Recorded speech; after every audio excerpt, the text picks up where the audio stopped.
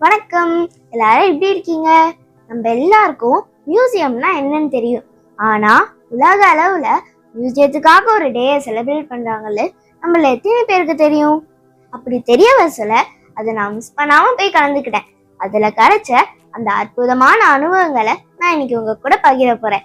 திருவள்ளுவர் கூட உட்காந்து திருக்குறள் படிக்கிற மாதிரி, சுந்தர் பிச்சை சாரோட கூகுள் ஆபீஸை சுத்தி பார்க்குற மாதிரி அன்னைக்கு எனக்கு மிகப்பெரிய அனுபவம் கிடைச்சிச்சு.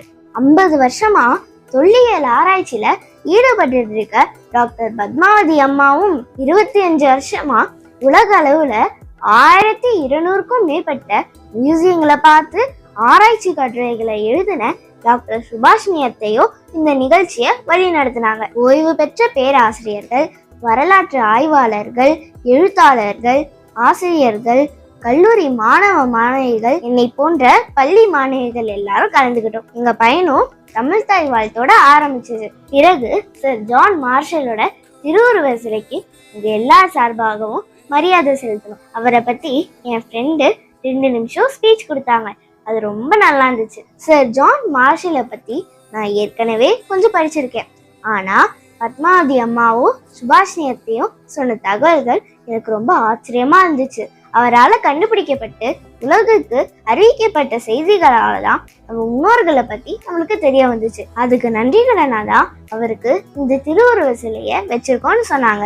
அடுத்து சோழர் காலத்து வெண்கல சிலைகளை பார்க்க போனோம். அங்க நாகப்பட்டினத்துல கண்டுபிடிக்கப்பட்ட புத்த சிலைகள்லாம் இருந்துச்சு. அதை பத்தி சுபாஷினி அத்தை ஒரு ஸ்பீச் கொடுத்தாங்க. மேலும் கலைநயத்தோட செய்யப்பட்ட சாமி சிலைகளும் இருந்துச்சு. மெழுகுல செதுக்கி அதுக்கு மேல களிமண்ணை பூசி நெருப்புல போட்டு அந்த அச்சை எடுத்து அந்த அச்சுல உருக்கின வெண்கலத்தை ஊத்தின பிறகுதான் இந்த சிலைகள்லாம் உருவாச்சுன்னு சொல்ல ரொம்ப பிரமிப்பா இருந்துச்சு. அடுத்து ஆதிச்சநல்லூர் அகழ்வாராய்ச்சியில 2000 வருஷத்துக்கு முன்னாடி நம்ம முன்னோர்கள் பயன்படுத்தின பொருட்களை பார்க்க போனோம். அங்க பிரம்மாண்டமான முதுமக்கள் தாழி இருந்துச்சு. அதை பத்தி பத்மாவதி அம்மாவும் சுபாஷினி அத்தையும் எக்ஸ்பிளைன் பண்ணாங்க.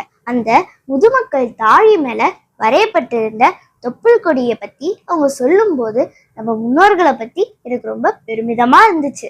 எல்லாம் முடிச்சிட்டோனே வெளியே வந்து ஒரு பூங்கால உட்காந்து 1 மணி நேரம் நாங்கள் கேட்ட கேள்விகளுக்கெல்லாம் டாக்டர் பத்மாவதி அம்மாவோ சுபாஷினி அத்தையோ விளக்கம் சொன்னாங்க.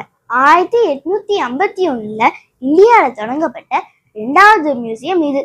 முதல் மியூசியம் கொல்கத்தால இருக்கு. உங்களுக்கு ஒண்ணு தெரியுமா? நம்ம சென்னையில இருக்க மியூசியம் தான் உலகத்துல 3வது பெரிய மியூசியம்.